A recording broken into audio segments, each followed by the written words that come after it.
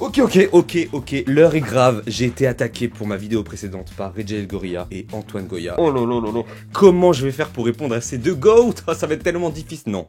N'importe quoi de A à Z. Bon, on va pas perdre du temps à faire une intro, de toute façon je vais mettre leur extrait pour que vous compreniez le contexte, mais dans tous les cas si vous voulez un peu plus de contexte, allez regarder la vidéo précédente parce que c'est une vidéo quand même de 20 minutes, je vais pas la résumer maintenant. 2v1, on commence maintenant. Go hard. Mahershala Ali a failli jouer le rôle de Joël. Et ça vous croyez pas que ça aurait fait un carnage sur les réseaux?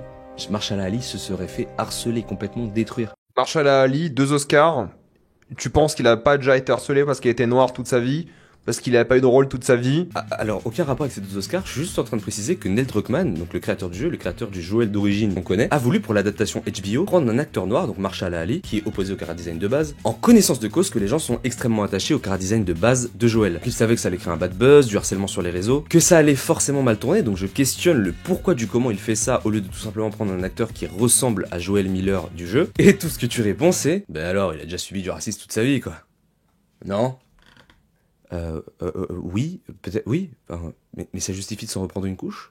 Donc je questionne le fond du pourquoi est-ce que le créateur joue avec cette ligne, comme si lui-même n'était même pas attaché à ses propres personnages, et de toute façon il a quand même conscience que les fans le sont, mais il joue quand même à ce petit jeu étrange de jouer avec la colère des fans. Et toi tout ce que t'as à répondre c'est « Il connaît déjà ça le racisme hein !» Pourquoi tu me parles déjà de l'acteur? On parle de Neil Druckmann. Ça commence bien les gars, mais ça va être ça toute la vidéo, hein. Ils disent n'importe quoi. Depuis ces dernières années, il y a une sorte de mode de faire des live action avec des personnages qui sont pas du tout fidèles à l'œuvre originale. On a eu Light dans Death Note, on a eu la petite sirène avec Hailey Bailey, on a eu Blanche-Neige avec Rachel Zegler, Papa Essiedu, je sais pas comment ça se dit, pour incarner Rock dans Harry Potter, et là on a The Last of Us. Alors, parce qu'on parle que d'Ellie, mais tout le casting c'est une catastrophe. Je vous épargne la suite, c'est 2 minutes à comparer les sourcils de l'acteur la Pedro Pascal avec le personnage du jeu vidéo et dire oui voilà le personnage du jeu vidéo il a l'air plus méchant, l'autre il a l'air plus gentil, vous vous rendez compte, c'est une trahison du personnage. Alors là c'est marrant parce qu'en fait je parle de l'intérêt profond du concept du chara-design dans une œuvre. Pourquoi un personnage est créé de cette manière? Pourquoi il a cette forme de yeux? Pourquoi il a cette bouche? Pourquoi il a cet air là plutôt qu'un autre? Enfin voilà un concept profond et fascinant créé par des designers, des développeurs qui jouent sur notre psychologie et notre perception. Mais toi tu... À comparer les sourcils de l'acteur la Pedro Pascal. Ah ouais le génie.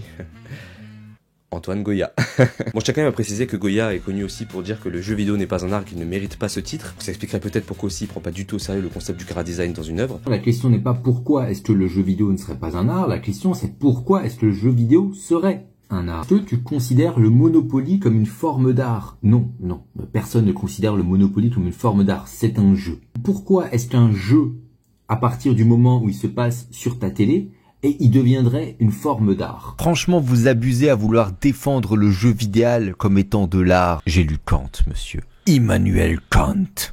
Ou alors tu veux réfuter Kant? Alors je dis pas que c'est pas possible, mais va falloir se lever tôt, monsieur. Tu n'as pas la culture pour le faire. Tu n'as pas la culture.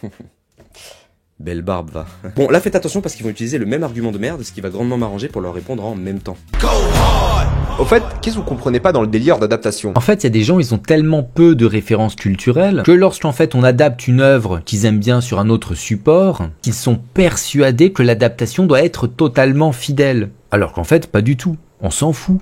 On fait ce qu'on veut. Le fameux argument magique de « c'est une adaptation ». Alors non, tu fais pas du tout ce que tu veux avec une adaptation. Une œuvre, elle a un ADN. Et c'est d'ailleurs cet ADN qui fait le succès de l'œuvre initiale. Surtout qu'on a plein de contre-exemples. Dragon Ball Evolution. Ils ont bien fait ce qu'ils voulaient, hein. Ils ont tout changé, ça pue la merde, mais quoi? C'est une adaptation, non? Non mais sérieux, de quoi vous parlez? On dirait juste des mecs qui font semblant de dire des trucs logiques avec un air sérieux pour donner l'illusion que c'est intelligent. Tu peux réadapter des choses comme par exemple avec The Walking Dead qui est un des meilleurs exemples d'adaptation. Le CDC qui est rajouté dans la saison 1, Daryl et Merle qui sont rajoutés et tous les autres personnages qui sont rajoutés d'ailleurs, Shane qui survit plus longtemps, le Terminus, les victimes de Negan, les morts qui sont pas du tout les même dans le comics et dans la série. Et quand ils en ont marre de faire ça, ils font quoi? Ils créent Fear the Walking Dead. On redémarre à zéro avec des nouveaux personnages inédits, et là, on peut faire ce qu'on veut. Des personnages neufs, avec une origin story neuve, où on peut les guider où on veut, tout en gardant le lore initial de base. Si, comme tu dis bêtement, on fait ce qu'on veut, et bah dans ce cas, t'adaptes pas la licence. Pourquoi reprendre cette licence à adapter? Si tu veux faire ce que tu veux, tu fais un spin-off, un sequel, un préquel, ou alors tu t'inspires carrément de l'œuvre pour créer la tienne, comme on a pu le voir avec Cargo ou The Last Girl. L'intérêt d'une adaptation, c'est de faire connaître sur grand écran les personnages que des millions de fans ont après aimé dans un lore marquant. Si demain tu fais une adaptation où Spider-Man utilise des toiles avec son cul,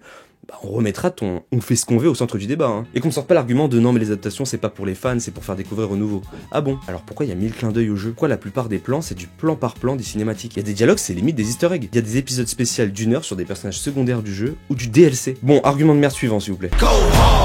Ces années, il y a une sorte de mode de faire des live action avec des personnages qui sont pas du tout fidèles à l'œuvre originale. On a eu Light dans Death Note, on a eu la petite sirène avec Hailey Bailey, on a eu Blanche-Neige avec Rachel Zegler, Papa Essiedu, je sais pas comment ça se dit, pour incarner Rock dans Harry Potter. C'est bizarre, hein? C'est bizarre, c'est bizarre. Il y a qu'un exemple de whitewashing dans tous les cas, alors qu'il y en a beaucoup Et plus. là, c'est hilarant à quel point tu cherches la petite bête et que t'as rien à dire, parce que si j'avais pas cité de blanc, t'aurais créé au racisme parce que j'en citerais pas. J'en cite qu'un seul, tu dis que c'est bizarre parce que j'en cite qu'un seul. Si j'en avais cité que deux, t'aurais dit que c'est bizarre parce que la moitié des gens que je cite sont des personnes de couleur. Oh là là, parle du fond s'il te plaît, ne rends pas débile un sujet qui peut être intéressant. Il faut bien comprendre qu'il n'y a aucun intérêt à adapter sur un autre média si jamais tu refais exactement la même chose. Ouh là là papy, tu t'éloignes du sujet. Donc dire que prendre des personnages trop éloignés du produit d'origine, c'est vouloir faire exactement la même chose. Débile. Je pense parler au nom de tout le monde si je dis qu'on aurait aimé voir des personnages ressemblants évoluer dans des nouvelles aventures. C'est-à-dire des chapitres même pas existants dans le jeu, voire complètement différents. Les gens auraient adoré. On aurait vu sur grand écran des personnages qui nous parlent mais dans des aventures inédites. Exactement, j'y reviens comme l'épisode du Terminus dans The Walking Dead, épisode 1 saison 5, qui est un des épisodes les mieux notés de la série par les fans. Tout le monde l'a adoré alors qu'il existe même pas dans le comics. On voit nos personnages dans des nouvelles aventures et tout le monde a adoré. On s'en fout de voir plan par plan copier-coller des scènes du jeu dans la série au millimètre près, représentées par des personnages qui nous parlent pas. Dire c'est une adaptation à tort et à travers, ça n'a aucun sens, c'est pas un argument magique. Oui, c'est une adaptation. Et alors? Si demain les claqueurs ils se mettent à chanter en chœur comme dans High School Musical, je vais pas me branler dessus sous prétexte que c'est une adaptation. Hein. Parce que lui, il est un petit peu moins éloigné. Mais ça reste une catastrophe. La plupart des gens te diront, qui ont joué au jeu, hein, je veux dire, te diront, ouais, il passe, ça va. C'est lui encore. Jouez au jeu, non? Arrêtez de nous faire chier. Allez jouer au jeu. Le jeu est là, hein. Le jeu existe.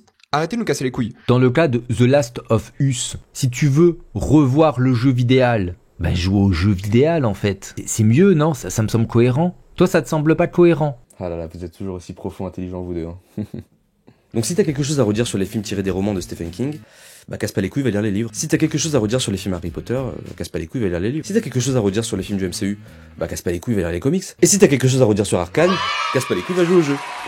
En somme, n'aie aucun avis critique et contente-toi de gober goulûment tout ce que l'industrie dépose dans ta gorge. Et d'apprécier. Si on adapte ton œuvre préférée, oui, en tant que fan, tu vas la consommer, que ce soit par passion, par curiosité ou par envie de te moquer. Même One Piece que j'ai arrêté de suivre depuis longtemps, je m'y suis intéressé, alors pourquoi pas un de mes jeux préférés? Les gars, si vous maîtrisez pas votre sujet, juste postez pas, hein. Je veux dire, c'est pas obligatoire. Donc arrêtez de nous faire chier. La seule chose que vous devriez vous dire, c'est ah, est-ce que c'est un bon acteur? Oui, c'est bon. Bella Ramsey, bonne actrice, c'est bon. Alors Margot Robbie est une excellente actrice, hein. J'aime beaucoup.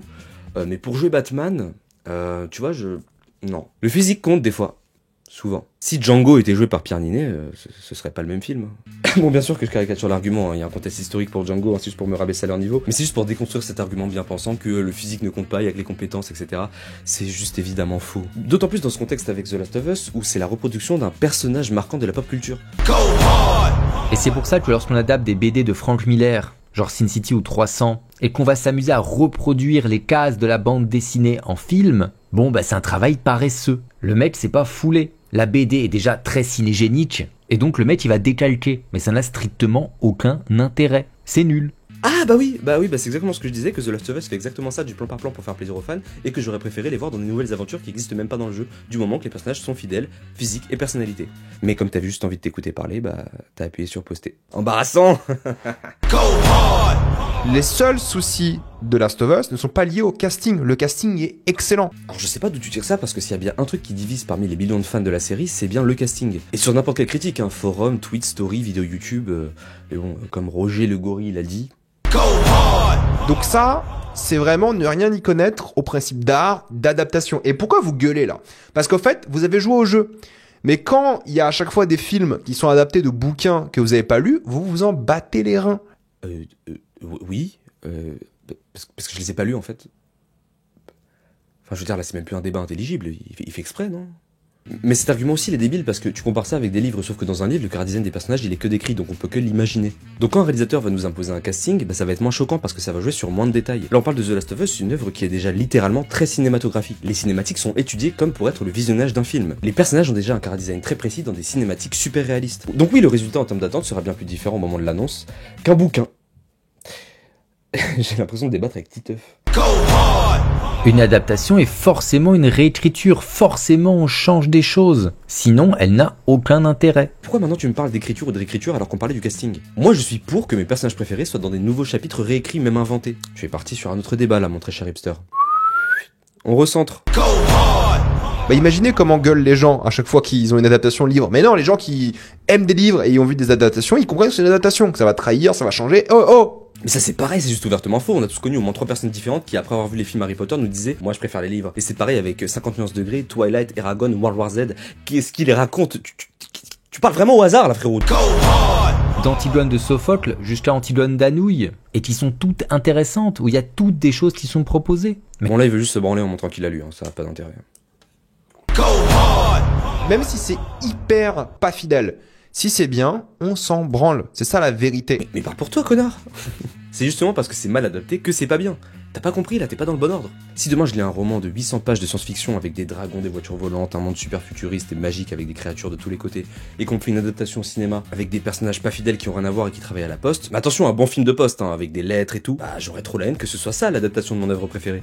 Et c'est normal. Adapter une œuvre, ça veut dire l'adapter à un nouveau format, ça veut pas dire la transformer intégralement pour que Reggie Legoria puisse se pougner dessus. enfin, je dis ça et je m'en fous totalement, parce que jamais de la vie je ne regarderai The Last of Us, et encore moins j'y jouerai. Je me respecte. Bah, ferme ta gueule alors. Qu'est-ce qu'il fait dans ce débat? Enfin, du coup, t'es aucunement capable de comprendre l'investissement émotionnel des fans par rapport à cet univers. Si je veux la même chose, bah je vais faire le jeu vidéo quoi, c'est tout. Je suis un adulte. Moi ça m'énerve pas ce genre de casting. Parce que je suis un adulte, je comprends ce que c'est l'art en fait. Ah là là, il nous fait le syndrome du personnage principal. Non, tu n'es pas le personnage trop dark et différent que tu crois être. Tu essaies juste d'infantiliser les gens qui pensent pas comme toi parce que tu fais partie du public que j'appelle bouffeurs de foin. Les bouffeurs de foin sont les gens qui bouffent et acceptent tout ce que l'industrie cinématographique leur donne du moment que c'est bien pensant. Évidemment que c'est bien pensant de dire que le physique ne compte pas, que la couleur ne compte pas, le poids, l'âge, le visage, n'importe qui peut faire n'importe quoi. Du moment que le talent est là, du moment que le talent est présent. Non. La bien-pensance, c'est vrai que c'est bien pour l'image. C'est juste un sujet de plus que tu maîtrises pas, et dire que t'es un adulte parce que tu maîtrises pas, ça montre juste que ton monde fantasmé des adultes est pas très développé. Bon bah voilà, c'était ma réponse à Roger le Gorille et le hipster. J'espère que ça vous a plu, moi oui, mais j'ai très chaud et je pense que ça se voit. Je vous fais des énormes poutous et je vous dis à la prochaine.